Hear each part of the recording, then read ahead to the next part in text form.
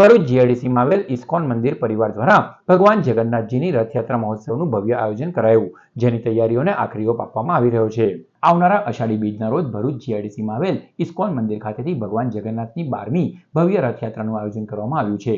ભગવાન જગન્નાથ ભાઈ બલરામ અને બહેન સુભદ્રા સાથે નગરચર્યાએ નીકળશે। આ રથયાત્રા શીતલ સર્કલથી પ્રસ્થાન કરશે અને કસક સર્કલ, મક્તમપુર રોડ, જ્યોતિનગર, તુલસીધામ, ચામુંડા મંદિર, જાડેશ્વર બસ સ્ટેન્ડ થઈ કેજીએમ હાઈસ્કૂલ પર સાંજે 7 વાગે પૂર્ણ થશે। ત્યારબાદ ભગવાન જગન્નાથની મહાઆરતી અને મહાપ્રસાદીનું આયોજન કરવામાં આવ્યું છે। રથયાત્રાના દિવ્ય ઉત્સવમાં મોટી સંખ્યામાં લોકોને જોડાવા ઇસ્કોન મંદિર પરિવાર દ્વારા આમંત્રણ પાઠવાયું છે।